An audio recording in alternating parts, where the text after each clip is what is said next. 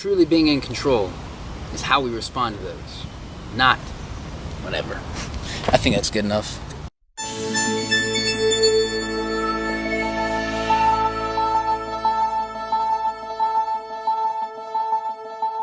Good? Cool.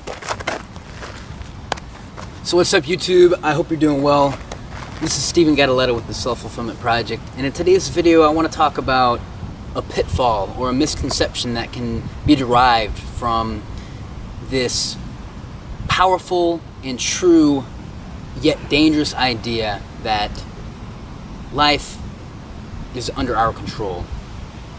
And one of the common misconceptions that we fall under when we pursue this idea that we have control over our life is the idea that we have 100% control over our life. And the issue with this is it causes us either to become complete control freaks, in a sense, that if everything in our life does not line up with exactly how we want it, we can't function. We don't know how to handle those things. We're not very adaptable. Because life somehow didn't turn out the way I planned. So what do I do with that then? We become lost when we think we have control over everything. And another pitfall is that we feel inadequate.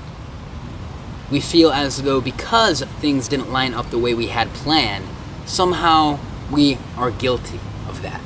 Somehow we didn't try hard enough because it just doesn't make sense to us. Because we prescribe to the idea that I can control everything. But the point is, guys, life is not under your direct control, okay? It's a beautiful, sunny day. I don't see a cloud in the sky, but actually there are some clouds, I lied to you. But check that out. Beautiful. So I had no control over that. Here, I should probably zoom you out a bit, shouldn't I? Is that in? There we go, that's out. I had no control over this weather. And I also have no control over how people react to me, how people respond to me. If somebody hates me, if somebody likes me. And there are even some things about ourselves that we don't have control over. I don't have direct control over some of the feelings I have. You know?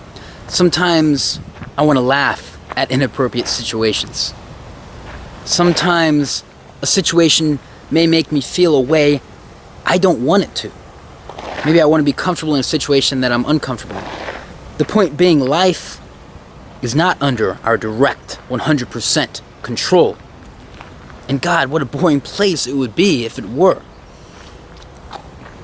So you're probably saying, what the hell is the point of this video? In all your other ones, you talk about how life can be what you want it to be. Here, let me put you back down. And that's true. Life can be what you want it to be. But the thing to realize, and the thing to remember, is that we, in every situation we encounter in life, every experience, we have a certain level of influence.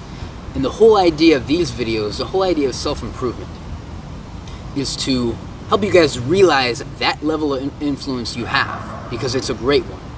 You have a what's the word I'm looking for? A powerful level of influence. Maybe that's not the word. I don't know what it is. If I think of it, I'll put it up there.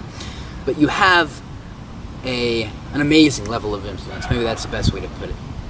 In every situation. And the whole idea is to help you guys realize that level of influence, help you to remove any obstructions that are keeping you from realizing it and from effectively executing that influence. Productively and fruitfully executing that influence. And the point to realize is that the true mark of a great individual is not how much control, how much direct control they have over their lives. Okay? The true mark of a great individual is how they respond to those situations that they don't control. You see, we can only experience life through our perspective, through our subjective perspective. So that is the foundation of our control, is our seat of awareness, how we see things. That is the foundation of our control. If you guys ever have the chance, I would encourage you to read Viktor E. Frankl's book called Man's Search for Meaning. He's a Holocaust survivor who lost everything during the tragedy. And he has a quote that says, I'll probably butcher it, I'll put it up here if I don't remember it, or in the description, that you can take everything away from me, but the only thing you can never take is how I choose to respond to a situation. And this is a man who experienced atrocities and horrific things that 99.9% of us won't even experience a small percentage of. And he still came out with this idea that no matter what happens to me, I can control how I respond to these situations.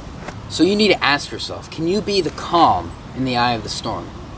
When everything around you is unstable, unpredictable, it's good one day, it's bad the next, it's chaotic. Can you be the calm, grounded center in the eye of that storm? Can you remain true to who you are and true to your path in life, despite all the unpredictability swirling around you? That is what matters. That is what makes you a great individual. And that is true control.